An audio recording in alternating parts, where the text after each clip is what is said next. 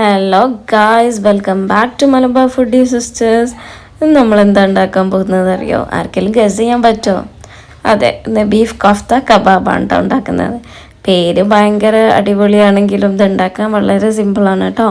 അപ്പോൾ എന്തുണ്ടാക്കും എന്ന് വിചാരിച്ചിരിക്കുമ്പോഴാണ് ഫ്രിഡ്ജിൽ ബീഫ് കണ്ടത്. അപ്പോൾ പിന്നെ ഒന്നും നോക്കിയില്ല. ഇതിൻ്റെ മുന്നേ ഞാൻ ഈ റെസിപ്പി നോക്കി വെച്ചിട്ടുണ്ടായിരുന്നേ.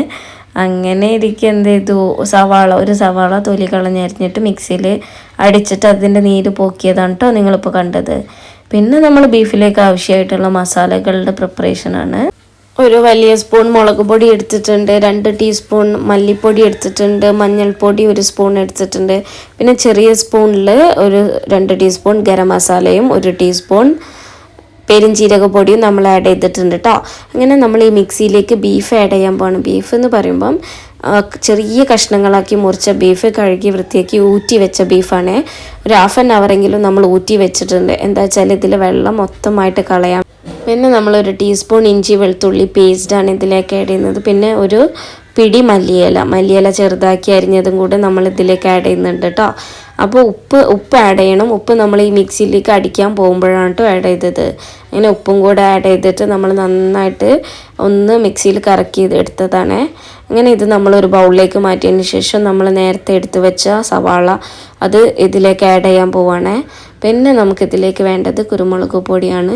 അപ്പോൾ നമുക്ക് ആവശ്യത്തിൻ്റെ എരിവ് നോക്കിയിട്ട് നമ്മളിതിലേക്ക് കുരുമുളക് പൊടിയും കൂടെ ആഡ് ചെയ്തിട്ട് നമ്മളിത് മിക്സ് ചെയ്യാൻ പോവുകയാണ്. മിക്സ് ചെയ്യുന്നതിൻ്റെ മുന്നേ നമുക്കിതിലേക്ക് നെയ്യോ അല്ലെങ്കിൽ ബട്ടറോ ഒക്കെ ആഡ് ചെയ്യാം കേട്ടോ.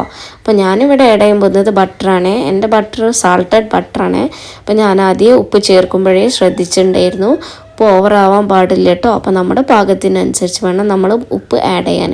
അങ്ങനെ ഞാനിതിലേക്ക് ഒരു ബട്ടർ പൊളിച്ച് ആഡ് ചെയ്യാണ് കേട്ടോ. അപ്പോൾ ബട്ടറും കൂടെ ആഡ് ചെയ്തിട്ട് നന്നായിട്ട് മിക്സ് ചെയ്യാം കേട്ടോ. ഇതിൽ മോയ്സ്ചർ കണ്ടൻറ്റ് ഇല്ലാത്തത് കാരണമാണ് നമ്മളിതിലേക്ക് ബട്ടറോ നെയ്യോ ആഡ് ചെയ്യുന്നത്.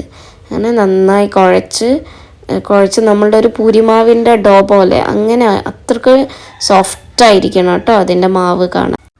അങ്ങനെ നന്നായിട്ട് മിക്സ് ചെയ്യുക കേട്ടോ. മിക്സ് ചെയ്തതിന് ശേഷം ഇതിനൊന്ന് റെസ്റ്റ് ചെയ്യാൻ വെക്കണേ. ഈ പരുവായിട്ട് നന്നായിട്ടൊന്ന് റെസ്റ്റ് ചെയ്യാൻ വെക്കണം. ഒരു ഹാഫ് ആൻ അവർ ഞാൻ ഫ്രിഡ്ജിൽ വെച്ചിട്ടുണ്ട്. അപ്പം ഞാനൊന്ന് പുറത്തേക്ക് ഇറങ്ങി നടന്നതാണ്.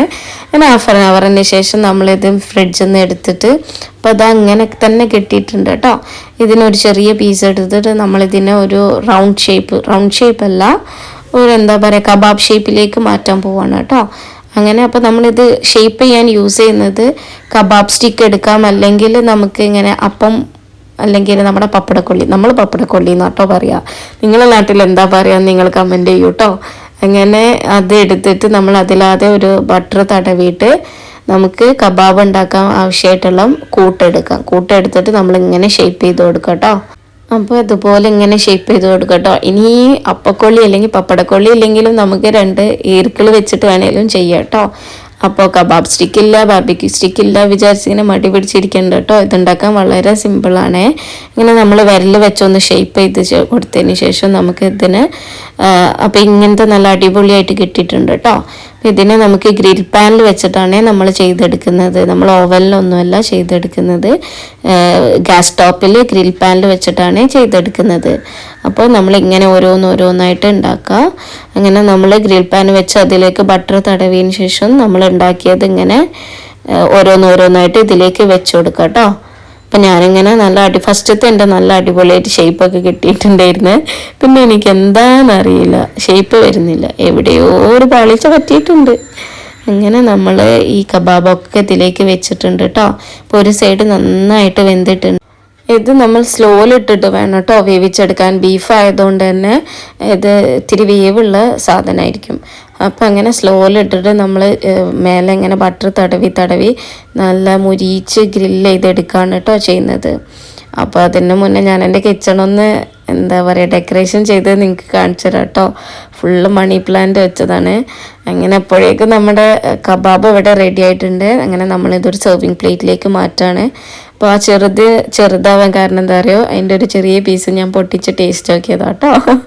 അപ്പോൾ ഒന്നും പറയില്ല, നല്ല അടിപൊളിയായിട്ട് കിട്ടിയിട്ടുണ്ട്. അപ്പോൾ ഇതിന് കോമ്പിനേഷനായിട്ട് നമുക്ക് സോസ് അല്ലെങ്കിൽ മയണൈസ് അല്ലെങ്കിൽ ഗാർലിക് ചട്നി ഒക്കെ യൂസ് ചെയ്യാം കേട്ടോ. ഗാർലിക് ചട്നി അല്ല, മിൻ ചട്നി. ഞാൻ ഇവിടെ സോസാട്ടോ യൂസ് ചെയ്തേ. എനിക്ക് മിൻ ചട്നിയൊക്കെ ഉണ്ടാക്കാൻ മടിയായി. അങ്ങനെ പക്ഷെ കുഴപ്പമില്ല കേട്ടോ, നല്ല അടിപൊളിയായിട്ട് കിട്ടി. എല്ലാവരും ഒന്ന് ട്രൈ ചെയ്ത് നോക്കണേ. Thank you.